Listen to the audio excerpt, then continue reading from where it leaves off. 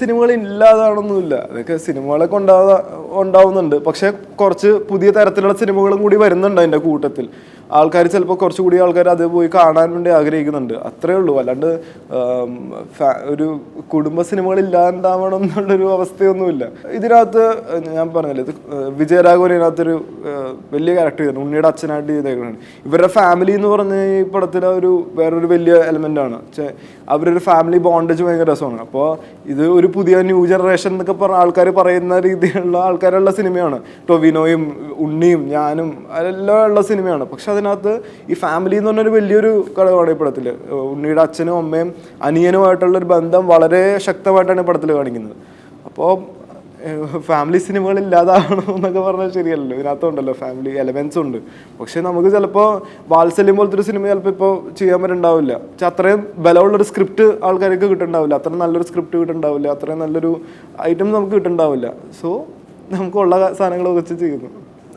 വളരെയധികം എന്നല്ല, ഇപ്പോൾ അങ്ങനെ ചെയ്യുന്ന സിനിമകൾക്ക്, ഇപ്പോൾ ഹണി ബി പോലത്തെ ഒരു സിനിമക്ക് അങ്ങനത്തെ ഡിസ്കഷൻ വളരെ ഗുണമായിരിക്കും. പക്ഷേ നമുക്ക് ചില സീൻസ് ഇത്രയും പേര് കൂടി ചെയ്യണ ഒരു സീനാകുമ്പോൾ നമുക്ക് ഓരോരുത്തരുടെ ഒരു ചെറിയ ചെറിയ അഭിപ്രായങ്ങൾ, ചിലപ്പോൾ അത് തെറ്റായിരിക്കാം, ചിലപ്പോൾ അത് വളരെ ശരിയായിരിക്കാം. അത് എല്ലാവരും പക്ഷേ അഭിപ്രായം കേൾക്കണം, നമുക്ക് പടത്തിന് ഒരുപാട് ഗുണം ചെയ്യും.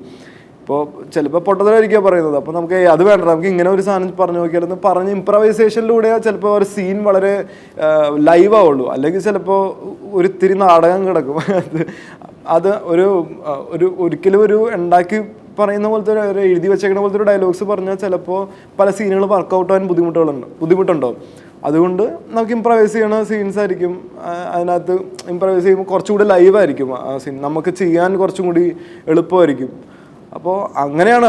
അല്ലാതെ ഒരു കാര്യം ചെയ്യൂ, ആ സ്ക്രിപ്റ്റ് കിടന്നൊരു ഞാനൊന്ന് മാറ്റട്ടെ എന്ന് പറഞ്ഞാൽ ആരും വന്ന് ചെയ്യാറൊന്നുമില്ല. നമ്മൾ ഇപ്പം എല്ലാവരും കൂടി പറയും, ചെയ്യണ ആർട്ടിസ്റ്റുകൾ എല്ലാവരും കൂടി പറയും, ഡയറക്ടറും ഉണ്ടാവും, നമുക്കിപ്പോൾ ഇങ്ങനെ ഇതും കൂടി പറഞ്ഞാലോ, ഈ സാധനം കൂടി പറഞ്ഞാലോ, ഇത് വെട്ടിക്കളയണമെന്നൊന്നും നമ്മൾ പറയാനൊന്നുമില്ല. എല്ലായിടത്തും അങ്ങനത്തെ ഒരു ഡിസ്കഷൻ എല്ലാ സെറ്റിലും എല്ലായിടത്തും ഉണ്ടാവാറുണ്ട്. അല്ലാതെ വേറൊരു ആരെയും കയറി ഭരിക്കാനോ വേറെ ഒന്നിനും ആരും പോകാറില്ല. ഒരു ആർട്ടിസ്റ്റോ, എനിക്ക് പരിചയമുള്ളൊരു ആർട്ടിസ്റ്റോ അങ്ങനെ പോകാറില്ല. എനിക്ക് പണ്ട് വളരെ താല്പര്യമുള്ളൊരു കേസായിരുന്നു. എനിക്ക് ഡയറക്ടർ ആവണം എന്ന് പറഞ്ഞാൽ ഞാൻ അസിസ്റ്റന്റ് ഡയറക്ടർ ആകാൻ വേണ്ടിയിട്ടാണ് ഞാൻ ആക്ച്വലി ഹണീബിക്ക് ജീനിയർ എത്തുന്നത്. എനിക്ക് അസിസ്റ്റന്റ് ഡയറക്ടർ ആവണം, എനിക്ക് എങ്ങനെയും വർക്ക് ചെയ്യണം, എനിക്ക് വളരെ താല്പര്യമായിരുന്നു. ഞങ്ങൾ അതിനു മുമ്പ് ചേട്ടൻ്റെ ചെറിയ ഷോർട്ട് ഫിലിംസിനൊക്കെ ഞാൻ അസിസ്റ്റന്റ് ഡയറക്ടറായിട്ട് നിന്നുണ്ട്. അപ്പോൾ അങ്ങനെയാണ് ഇതിൻ്റെ എഴുത്തിന് വേണ്ടിയൊക്കെ ഇരുന്നത്. പക്ഷേ എങ്ങനെയൊക്കെയോ പടത്തിൻ്റെ അതിനകത്ത് എൻ്റെ അടുത്ത് അഭിനയിക്കാൻ പറഞ്ഞു. പിന്നെ അഭിനയിച്ചിങ്ങോട്ട് പോയി. പിന്നെ ഇപ്പം ഈ പറഞ്ഞ പോലെ വിചാരിക്കുന്നു, ഡയറക്ഷൻ അങ്ങനെ വലിയ എളുപ്പമുള്ള പരിപാടിയൊന്നുമില്ല. അത് ആക്ച്വലി അത്യാവശ്യം നമ്മൾ തല പുകച്ച് പണിയെടുത്ത് തന്നെ ചെയ്യേണ്ട ഒരു കാര്യമാണ്. നമുക്ക് അത്രയും ആ ഒരു സിനിമയോട് അല്ലെങ്കിൽ ആ സ്ക്രിപ്റ്റിനോട് അത്രയും കാര്യമായിട്ട് അറിഞ്ഞാൽ മാത്രമേ ചെയ്യാൻ പറ്റുന്നൊരു പരിപാടിയാണ് ഈ ഡയറക്ഷൻ എന്ന് പറയുന്നത്. അല്ലാണ്ട് ഇപ്പം പലരും ഈ കാലഘട്ടത്തിൽ ആൾക്കാർ വിചാരിക്കുന്നുണ്ട് വളരെ സിമ്പിളാണല്ലോ ഡയറക്ഷൻ അല്ലേ, അതാകുമ്പോൾ ഏറ്റവും എളുപ്പമാണ്, ഒരാളെ വയ്ക്കാൻ നമുക്ക് അങ്ങനെ ചെയ്യാൻ എന്താ എന്നൊക്കെ വിചാരിക്കുന്ന കുറേ ആൾക്കാരുണ്ട്. പക്ഷെ അങ്ങനെ അല്ല എന്ന് വിശ്വസിക്കുന്ന ഒരാളാണ് ഞാൻ. അപ്പോൾ എനിക്ക് പറ്റാവുന്നൊരു കാലം വരികയാണെങ്കിൽ, എനിക്ക് ഡയറക്റ്റ് ചെയ്യാൻ പറ്റുന്നൊരു കാലം വരികയാണെങ്കിൽ, എനിക്ക് എൻ്റെ മനസ്സുകൊണ്ട് തോന്നുകയാണ് കുഴപ്പമില്ല, എനിക്ക് ഡയറക്റ്റ് ചെയ്യാമെന്ന് തോന്നുകയാണെങ്കിൽ ഞാൻ ചിലപ്പോൾ ഡയറക്റ്റ് ചെയ്യും. പക്ഷേ ഇപ്പം തൽക്കാലം അഭിനയിച്ചാൽ അത് ഭയങ്കര സുഖമാണ്. കഥാപാത്രമായിട്ട് മാറുക എന്നുള്ള പരിപാടിയൊന്നുമല്ല. നമുക്കിപ്പോൾ ഇപ്പോൾ സ്ക്രിപ്റ്റ് ഒന്നും നമ്മുടെ ക്യാരക്ടറിനെ കുറിച്ച് നമ്മൾ ഇപ്പോൾ പടം ചെയ്യുന്നതിന് മുമ്പ് തന്നെ പറഞ്ഞു തരുമല്ലോ. അപ്പോൾ നമ്മൾ കൃത്യമായിട്ടൊന്ന് മനസ്സിലാക്കുക എങ്ങനെയാണ് ഇയാൾ എങ്ങനെയായിരിക്കും ബിഹേവ് ചെയ്യുന്നത്. ഞാൻ അത്ര മാത്രം നോക്കാറുള്ളൂ. അല്ലാണ്ട് ഞാൻ ഈ കഥാപാത്രമാണ്, അത് കാരണം ഞാനിനി അങ്ങനെ എല്ലാവരോടും സംസാരിക്കും എന്ന് പറഞ്ഞ പരിപാടിയൊന്നും ഞാൻ പിടിക്കാറില്ല. എനിക്കറിയില്ല, ചിലപ്പോൾ അതൊരു രീതിയായിരിക്കാം, പക്ഷെ എനിക്ക് ആ രീതി എനിക്കറിയില്ല.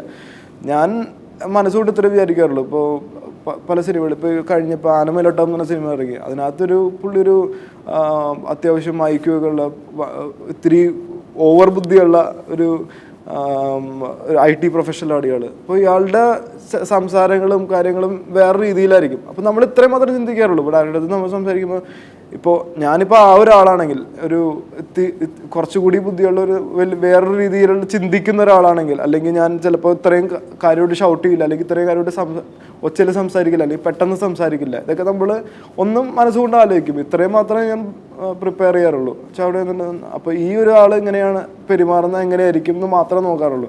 അതനുസരിച്ചൊന്ന് ചെയ്യും. അല്ലാതെ ഈ ക്യാരക്ടറിന് വേണ്ടി ഞാനിപ്പോൾ ഇങ്ങനെ നിന്നിട്ട് ഇങ്ങനെ ആ ഒരു പരിപാടിയൊന്നും എനിക്കറിയില്ല. എനിക്കറിയാൻ പാടാത്തതുകൊണ്ടായിരിക്കും കേട്ടോ. അതെ അതെ, നമ്മളുടെ പരിചയത്തിൽ തന്നെ ഉണ്ടാവും പല ആൾക്കാർ. അപ്പോൾ അവരുടെ ചില മാനറിസംസോ എന്തെങ്കിലും സാധനങ്ങൾ നമ്മൾ അതിനകത്ത് ഉപയോഗിക്കും, ഒന്ന് മിമിക് ചെയ്യും. ആ സാധനം തന്നെ നമ്മൾ ചെയ്യാൻ വേണ്ടി നോക്കും. അല്ലാതെ അതിനുവേണ്ടി വേറെ പരിപാടികളൊന്നും കാണിക്കാൻ എനിക്കറിയില്ല. ഞാൻ പറഞ്ഞില്ലേ, ഇപ്പോൾ ആ ക്യാരക്ടർ ഞാനിപ്പോൾ ആ ക്യാരക്ടർ എങ്ങനെയായിരിക്കും ഈ ഒരു ഡയലോഗിൽ സംസാരിക്കുക, അല്ലാണ്ട് ഇപ്പോൾ ആംബ്രോസ് സംസാരിക്കണ പോലെ ആയിരിക്കില്ല ഇപ്പോൾ കഴിഞ്ഞ ഞാൻ പറഞ്ഞ പടത്തിൽ റാം സംസാരിക്കുന്നത്.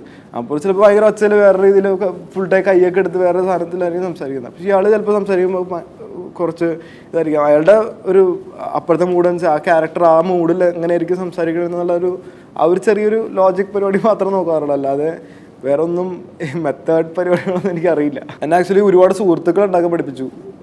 വളരെ നല്ല കുറേ വലയം ഉണ്ടായി. പിന്നെ ഇതൊരു